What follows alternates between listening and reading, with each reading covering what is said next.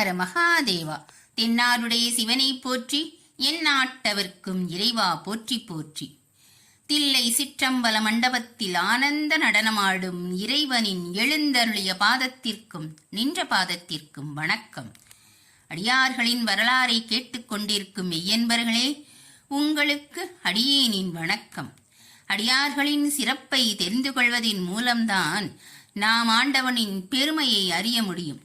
அடியார்கள் பெரியவரா, ஆண்டவன் பெரியவரா என்று பார்த்தால் அடியார்கள்தான் பெரியவர். இந்த அடியவர்களின் சிறப்பை உலகுக்கு உணர்த்தவே தம்பிரான் தோழன் என அழைக்கப்படும் சுந்தரமூர்த்தி சுவாமிகளை இறைவன் பூலோகத்திற்கு அனுப்பி வைத்தார். 7ஆம் நூற்றாண்டில் வாழ்ந்த சுந்தரமூர்த்தி சுவாமிகள் திரு தொண்டர் தொகை எனப்படும் திருப்பதிகத்தினை பாட, சிவபெருமானே தில்லை வாழ் அந்தனர்த்தம் அடியார்க்கும் அடியேன் என்ற முதல் வரியை எடுத்துக் கொடுக்க, இப்பூமியில் வாழ்ந்து சிவன் கழல் சேர்ந்த 60 நாயன்மார்களையும் 9 தொகையடியார்களையும் விளக்கி திருப்பதிகத்தை பாடினார். இதை ஆதாரமாக வைத்து 11ஆம் நூற்றாண்டில் அவதரித்த நம்பியாண்டார் நம்பி திருத்தொண்டர் திரு அந்தாதி என்னும் 89 பாடல்கள் அடங்கிய வகை நூலினை இயற்றினார். அதாவது சுந்தரமூர்த்தி நாயனார் பாடினது 60 நாயன்மார்கள் மட்டும்தான். அதுக்கப்புறம் அந்த நம்பியாண்டார் நம்பி சுந்தரமூர்த்தி சுவாமிகளையும் சேர்த்து அவரோட தாய் தந்தை இசைஞானி சடையனார் இருவரையும் இணைச்சு 63 நமக்கு வழங்கினார். அதன் பிறகு 12ஆம் நூற்றாண்டில் அவதரித்த சேக்கிழார் பெருமான் திருத்தொண்டர் தொகை திரு அந்தாதி நூலினை ஆதாரமாக கொண்டு நாயன்மார்களின் வரலாற்றை விவரிச்சு எழுதினார். அந்த நூல்தான் பெரிய புராணம் என அழைக்கப்படுகிறது. இந்த நூலை சேக்கிழார் பெருமானே தில்லையில் பெரிய புராண தொடர் சொற்பொழிவாக சித்திரை மாதம் திருவாதிரையில தொடங்கி அடுத்த ஆண்டு சித்திரை திருவாதிரையில தான் நிறைவு செய்தார். இவ்வுலகில் அனைத்திற்கும் பெரியதான தொண்டர் பெருமையை பற்றி கூறுவதாலே பெரிய புராணம் என அழைக்கப்படுகிறது. இப்ப சிவபெருமான் முதல் வரியில எடுத்து கொடுத்த இந்த தில்லை வாழ் அந்தணர்கள் யாரு, அவங்க எப்படி பூலோகத்திற்கு வந்தாங்க, அதை பத்தி பார்ப்போம். பார்க்கடல்ல ஆதிசேஷன் மேல திருமால் பள்ளி கொண்டிருந்தார். அப்ப அவர் மனசுல சிவபெருமானின் ஆனந்த தாண்டவத்தை நினைச்சு பூரிச்சிட்டு இருந்தார். அந்த நேரத்தில் ஆதிசேஷனுக்கு திருமாலின் எடை அதிகரிச்ச மாதிரி இருந்துச்சு. அட, இது என்ன, திருமாலின் எடை திடீர்னு அதிகமா தெரியுதே அப்படின்னு ஆதிசேஷனுக்கு ஒரே ஆச்சரியம். அதை திருமால் கிட்டையே கேட்கிறார். சிவனாரின் திரு நடனத்துல கழிப்புற்றேன், அந்த பூருப்பில உடல் எடை கூடி போயிருக்கும். அதாவது என் மனசுல இருக்கிற சிவனாரின் எடையையும் சேர்த்து நீ தாங்கினதால எடை கூடி போயிருக்கும் அப்படின்னு திருமால் சொல்றார். அதை கேட்டு ஏதோ முணுமுணுத்தார் ஆதிசேஷன்.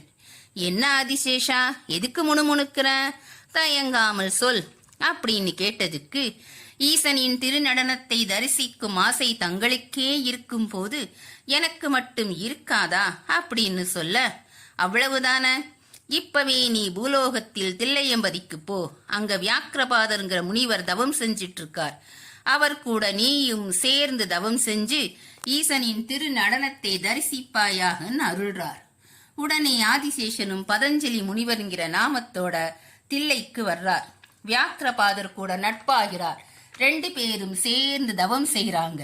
இவர்களுக்கு திருநடன காட்சியை அருள தை மாதம் வியாழக்கிழமை பூச நட்சத்திரம் கூடிய நன்னாள்ல சிவபெருமான் ஆனந்த காட்சியை அருள கைலாயத்திலிருந்து கிளம்புறார். எப்படி வந்தார் தெரியுமா?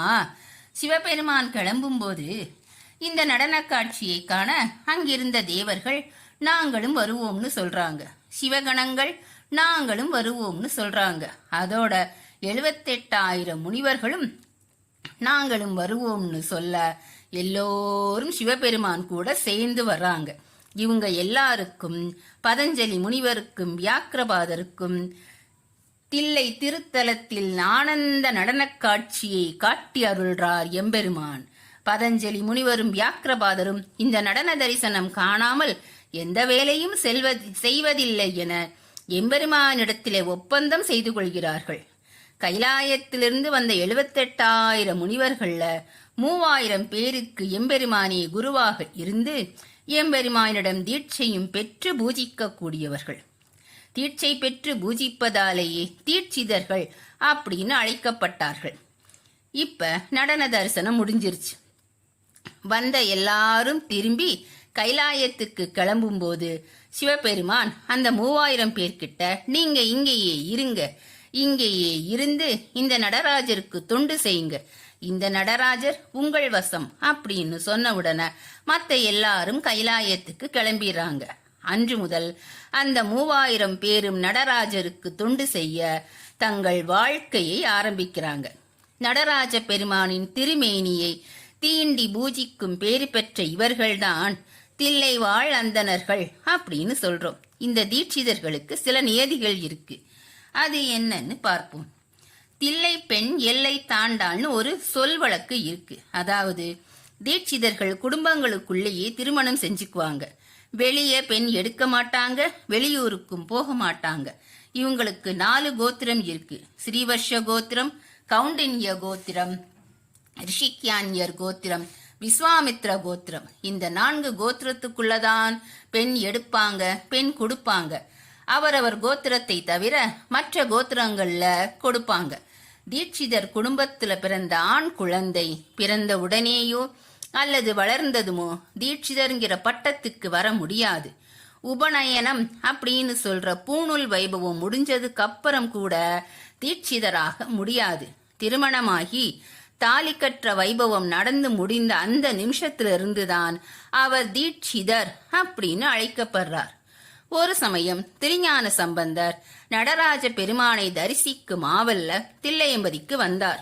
அங்கே தீட்சிதர்களையும் அவர்கள் செய்து வரும் பூஜைகளையும் அறிந்து, நான் இங்கு தங்க மாட்டேன், கடவுளுக்கு தொண்டு செய்யும் மடியார்களை கடவுளே விரும்பி அமர வைத்துள்ள பூமி இது அப்படின்னு சொல்லிட்டு கொற்றவன்குடி அப்படிங்கிற கிராமத்துக்கு போய் தங்கினார். கற்றாங்கு எரியோம்பி கலியை வாராமே, செற்றார் வாழ்த்தில்லை சிற்றம்பலமேய, உற்றா வெண்திங்கள் முதல்வன் பாதமே, பற்றா நின்றாரை பற்றா பாவமே என்று ஞானசம்பந்த பெருமான் மனமுருகி பாடுகிறார். அது மட்டுமா, தில்லைவாழ் அந்தணர்களை பார்த்தபோது சிவகணங்களாகவே காட்சியளித்ததா சொல்லி மெய்சிலிர்க்கிறார். சிவபெருமானுக்கு சபாநாயகர் அப்படின்னு பேர் இருக்கு. அதை ஒரு சிறிய வரலாற்றின் மூலம் பார்ப்போம். பிரம்மதேவன் உலக நன்மைக்காக மிக பிரம்மாண்டமான யாகம் ஒன்றை நடத்த முடிவு செய்தார். அந்த யாகத்துக்கு தில்லைவாழ் அந்தணர்களையும் அழைக்கிறார். நீங்க இந்த யாகத்துல கலந்துகிட்டு அதுக்கு வலுவும் பெருமையும் சேருங்கள் அப்படின்னு சொல்றார். அதுக்கு தில்லைவாழ் அந்தணர்கள், நாங்க தினமும் நடராஜருக்கு பூஜை செய்ய வேண்டும், நாங்க வந்தால் பூஜை தடைப்படுமே, அதனால இந்த தில்லையை விட்டும் நடராஜரை விட்டும் வரமாட்டோம் அப்படின்னு சொல்றாங்க. பிரம்மதேவன் உலக நன்மைக்காக செய்யும் யாகம்னு வற்புறுத்த, அந்த நேரத்தில் அங்க இருந்த வியாக்கிரபாதரும் பதஞ்சலி முனிவரும், நீங்கள் வரும் வரை நாங்கள் நடராஜருக்கு பூஜை செய்கிறோம், போய் வாருங்கள் அப்படின்னு சொல்ல இந்த தில்லைவாழ் அந்தணர்கள் யாகத்துக்கு கிளம்பி போறாங்க. யாகத்துல கலந்துக்கிட்டு சிறப்பா முடிச்சுட்டு திரும்பி தில்லைக்கும் வராங்க. அப்ப வந்தவங்களுக்கு ஏதாவது பரிசு கொடுக்கணும்ல, அந்த மாதிரி பரிசு கொடுக்கறப்ப 2999 பேர் தான் இருக்காங்க, ஒருத்தரை காணோம். எங்கேன்னு எல்லாரும் தேடுறாங்க. அப்பதான் ஒரு குரல் கேட்குது, நான் இங்கே இருக்கேனே, என்னை நீங்க மறந்துட்டீங்களான்னு. குரல் வந்த திசையை நோக்கி பார்த்தா அங்கே நடராஜ பெருமான் ஆனந்த காட்சி கொடுக்கிறார். 3000 பேரில் நானும் ஒருவன், என்னை மறந்து விட்டீர்களா என்று. அதாவது 3000 பேரில் ஒருவராக போனதும் சிவபெருமானே, வந்ததும் சிவபெருமானே. ஐயனே, உன்னை விட்டு பிரிய மனமில்லாமல் தானே தயங்கினோம், ஆனால் நீயே எங்களில் ஒருவனாக வந்திருக்கிறாயே என்று ஆனந்த கண்ணீர் வடிக்கிறாங்க. அதனாலதான் சிவபெருமானுக்கு சபாநாயகர் என்னும் பேரும் பெருமையும் கிடைச்சது. தில்லையில நடராஜ பெருமான் இருக்கிற கோவில்ல ஸ்ரீ திருமாலுக்கும் சந்நிதி உண்டு. சைவத்தில் மட்டுமல்ல, வைணவத்திலும் தில்லை 3000 அந்தணர்களை பற்றி பாசுரங்கள் நமக்கு சொல்லப்பட்டிருக்கு. குலசேகர ஆழ்வார் 4000 திவ்ய பிரபந்தத்துல 742வது பாசுரத்துல, வந்து எதிர்ந்த தாடகை தன் உரத்தை கீறி வருகுருதி பொழிதரவன் கணையொன்றேவி மந்திரங்கொள் மறைமுனிவன் வேள்வி காத்து வல்லரக்கர் உயிருண்ட மைந்தன் காண்மின் செந்தளிர்வாய் மலர்நகை சேர் செழுந்தன் சோலை தில்லை நகர் திருச்சித்திர கூடம் தன்னுள் அந்தணர்கள் ஒரு 3000 வரேத்த அணிமணி யாசனத்திருந்த வம்மான்றானே என மங்களாசாசனம் செய்தருள்கிறார். திருமங்கை ஆழ்வாரும் தன் பாசுரத்துல மாவாயின் நங்கம் மதியாது கீறி மழைமா முது குன்றெடுத்து ஆயர்த்தங்கள் கோவாய் நிறைமேய்த்து உலகுண்ட மாயன் குறைமா கடல் கூடும் குறிப்புடையீர் 3000 நான் மறையாளர் நாளும் முறையால் வணங்க அணங்காய ஜோதி தேவாதி தேவன் திகழ்கின்ற தில்லை திருச்சித்திர கூடம் சென்று சேர்மீன்களே என்று மங்களாசாசனம் செய்துள்ளார். இவ்வளவு சிறப்பு வாய்ந்த இந்த தில்லையின் அழகை வர்ணிக்க வார்த்தைகளே இல்லை. இந்த தில்லையை பூலோக கைலாயம்னு சொல்வாங்க. ஓங்கி வளர்ந்த நெற்கதிர்களை தாங்கிய பரந்த வயல்கள், கதிரவனை கண்டுகளிக்கும் செங்கமர மலர்கள் நிறைந்த தடாகங்கள், அந்த தடாகங்களில் மலர்ந்திருக்கும் செந்தாமரை மலர்கள் தில்லையின் இயற்கை எழிலை சொல்லுமாம். அன்பின் பெருக்கால எம்பெருமானை வழிபடும் அடியார்களின் அரஹரா சிவசிவா என்ற திருநாம ஓசை தேவகானமாய் ஒலிக்குமாம். அடியார்களின் திருமேனியில் திருவெண்ணீர் ஒளி வீச தில்லை வெள்ளி மாமலை மாதிரி பொலிவோடு திகழுமாம்.